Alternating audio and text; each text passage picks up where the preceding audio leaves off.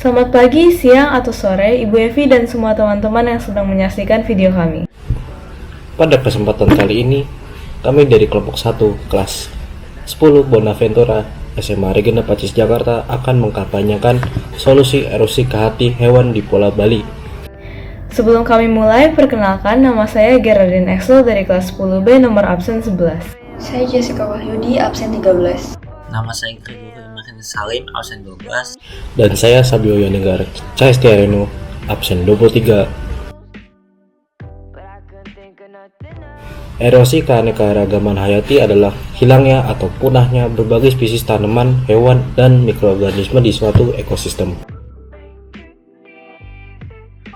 Jalak Bali dengan nama latin Leucopter rothschildi adalah sejenis burung pengicau berukuran sedang dari familia Sturnidae. Jalak Bali hanya ditemukan di hutan bagian barat Pulau Bali dan merupakan hewan endemik Indonesia. Saat ini, jalak Bali sudah masuk dalam daftar hewan yang terancam punah dan dilindungi oleh pemerintah Indonesia. Tercatat, jumlah jalak Bali pada bulan April 2023 berjumlah 600 ekor. Namun, pada Juni 2024, populasi jalak Bali turun kembali menjadi 552 ekor. Jalak Bali sangat terancam punah dan menghadapi risiko kepunahan yang sangat tinggi. Penyebab utamanya adalah perusakan habitat, perburuan liar, dan perdagangan burung ilegal. Burung ini termasuk burung yang sangat mahal. Harganya bisa mencapai 30 juta rupiah per ekor jika dijual. Sehingga sangat jelas burung ini menjadi objek perburuan yang sangat menarik. Atau dikenal juga sebagai Mokaka nigra, adalah spesies prima yang endemik di Pulau Bali. Kahitan Bali memiliki bulu hitam yang lengkap yang mencolok, dengan wajah yang telanjang dan warna kulit abu-abu. Mereka dapat ditemukan di hutan tropis di Bali, terutama di daerah hutan primer dan sekunder. Habitat mereka di daerah pegunungan dan hutan-hutan yang padat. Kahitan Bali terdaftar pada salah satu hewan yang terancam punah. Populasi kera hitam Bali diperkirakan kurang dari 3.000 individu. Mereka terancam punah akibat kehilangan habitat dan perburuan. Rusa timur dengan nama ilmiah Sarva cimarensis adalah salah satu jenis rusa yang berasal dari Indonesia dan menjadi hewan endemik Pulau Timur, Nusa Tenggara Timur. Rusa timur mempunyai keunikan yaitu berukuran tubuh kecil, dahi cekung, tungkai pendek, ekor panjang, dan bulu atau rambut berwarna coklat kekuning-kuningan. Menurut jurnal IPB dan PIAT Universitas Gadjah Mada, jumlah rusa timur pada tahun 2007 mencapai 713 sampai 1.320 ekor. Namun pada tahun 2024, populasi rusa timur mengalami penurunan menjadi 4 ekor. Hewan rusa timur terancam punah karena 2 faktor. 1. Perusakan habitat.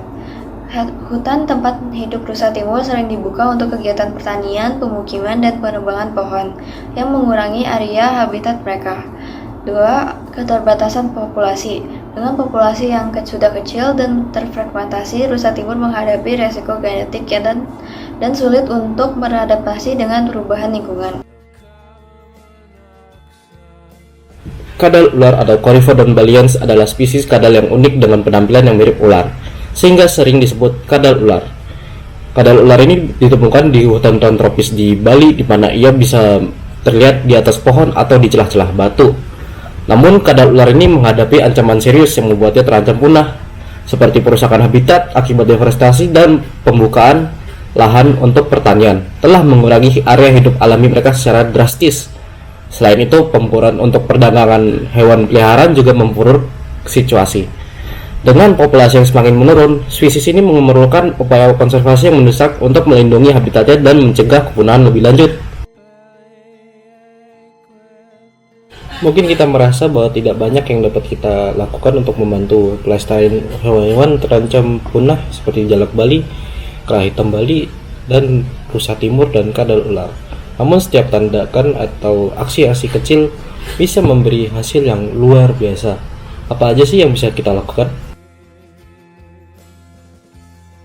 Memanfaatkan sumber daya alam secara bijak dengan menggunakan produk ramah lingkungan dan mengurangi limbah untuk melindungi lingkungan habitat hewan. Solusi yang kedua adalah dukungan terhadap kebijakan konservasi. Mendukung kebijakan pemerintah atau advokasi yang berfokus pada perlindungan spesies yang terancam punah dan habitatnya.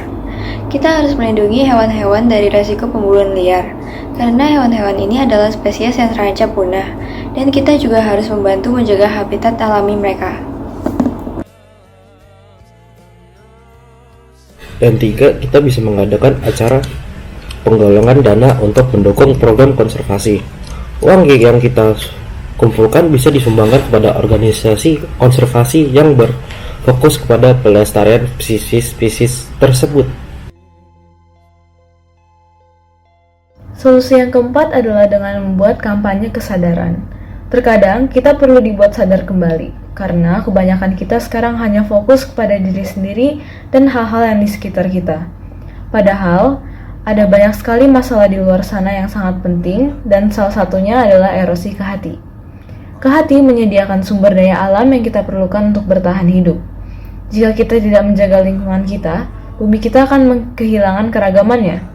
Kehilangan spesies berarti ekosistem menjadi rapuh, rantai makanan terputus, dan kualitas hidup manusia akan tentunya menurun. Itulah mengapa kita harus meningkatkan kesadaran dan kepedulian banyak orang akan erosi kehati. Ingat, setiap langkah kecil yang kita ambil bisa berdampak besar bagi bumi kita. Bersama-sama, kita bisa melindungi keanekaragaman hayati dan menjaga bumi untuk generasi yang mendatang. Jangan menunggu, mulailah sekarang. Jika bukan kita, siapa lagi yang melindungi bumi? I thought that I was dreaming when you said you love me. The start of nothing, I had no chance to prepare, I couldn't see you coming. The start of nothing, ooh, I could hate you now. It's quite alright to hate me now, when we both know that deep down, the feeling still deep down is good. If I could see through walls, I could see you faking. If you